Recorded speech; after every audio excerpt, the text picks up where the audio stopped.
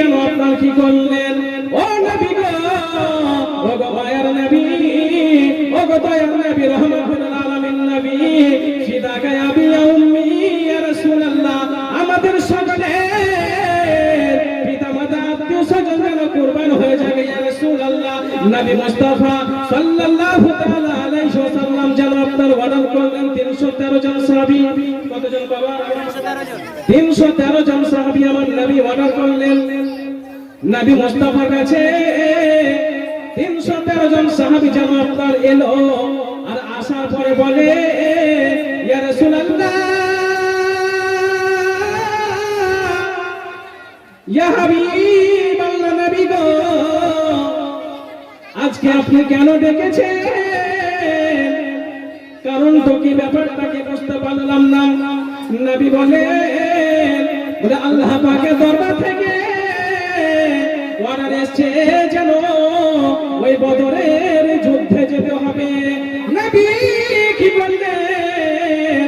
313 জন সাহাবীকে নিয়ে বাবা রাস্তায় রাস্তায় যেন আপনার চলতেছে, রাস্তায় রাস্তায় যেন আপনার সফর করতেছে, ওই বদরের যুদ্ধের ময়দানে যেন আপনার পৌঁছলো।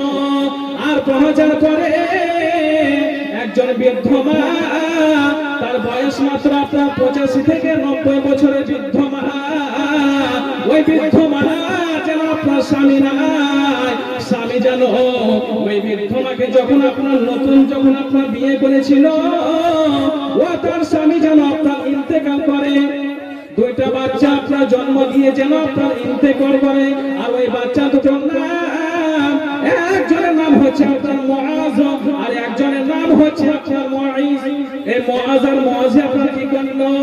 নবী মুস্তাফা সাল্লাল্লাহু তাআলা আলাইহি ওয়াসাল্লামের পা দুখানা ধরে, হাত দুখানা ধরে যেন আপনার কান্না করতেছে, ইয়া রাসূলুল্লাহ, ও গো নবী গো, ও গো মায়ের নবী, আজকে তো আপনি বদরের যুদ্ধে যাচ্ছেন ইয়া রাসূলুল্লাহ, আমরা কি যেতে পারবো না? জোরে বলুন সুবহানাল্লাহ। ওই মুআজ আর মুঈজের আপনার একজনের বয়স হচ্ছে আপনার 10 বছর, আর একজনের বয়স হচ্ছে আপনার 12 বছর। এই মুআজ আর মুঈজ আপনার কি করলো? মায়ের আঁচল ধরে আপনার কান্না করতেছে, বলে মা, নবী মুস্তাফা সাল্লাল্লাহু তাআলা আলাইহি ওয়াসাল্লাম যে 313 জন সাহাবীকে নিয়ে বদরের যুদ্ধে যাচ্ছেন, তো এদের তো বয়স আছে, যুদ্ধ করার তো অবশ্যই বয়স আছে। ওই 313 জন সাহাবীর মধ্যে একজন ছিল আপনার বয়স 6 বছর। সুবহানাল্লাহ। তো মুআজ আর মুঈজ কি করলো? যে কত বুদ্ধিমান! এই মুআজ আর মুঈজ একটা চিন্তা করলো যে 313 জন সাহাবীর মধ্যে যেটা বয়স্ক আপনার সাহাবী আছে, এর সঙ্গে লড়না করার জন্য আমার নবী মুস্তাফা সাল্লাল্লাহু তাআলা আলাইহি ওয়াসাল্লামের কাছে আরজি করব। বলে ইয়া রাসূলুল্লাহ, ইয়া হাবিবাল্লাহ, আপনি তো বললেন ইয়া রাসূলুল্লাহ যে বাবা তোমাদের বয়স হালকা রয়েছে, তোমাদের বয়স যেন কম রয়েছে, তোমরা যুদ্ধের ময়দানে যেতে পারবে না। ওই 10 বছরের যেটা বাচ্চা, বলে ইয়া রাসূলুল্লাহ, ইয়া হাবিবাল্লাহ, আমরা 10 বছরের বাচ্চা হয়ে যুদ্ধ যদি আমরা না যদি করতে পারি, তো ওই 313 জন সাহাবীর মধ্যে যেটা আপনার বয়স্ক সাহাবী আছে, উনি কি করে যুদ্ধ করবে? বলে বাবা, সে হতে পারে বয়স্ক, সে হতে পারে আপনার বৃদ্ধ, কিন্তু সে যুদ্ধ করার কৌশল জানে, যুদ্ধ করার কোয়ালিটি জানে। বাবা তোমাদেরকে নিয়ে যাওয়া হবে না। ওই মুআজ আর মুঈজ কি করলো? মায়ের আঁচল ধরে আপনার কান্না করছে, বলে মা গো,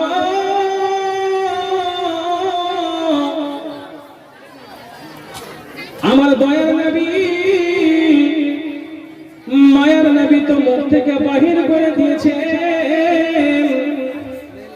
যে বাবা তোমরা যুদ্ধের ময়দানে যেতে পারবে না। মা একটু আপনি একটু বলে দেখুন একটু আমার নবীকে।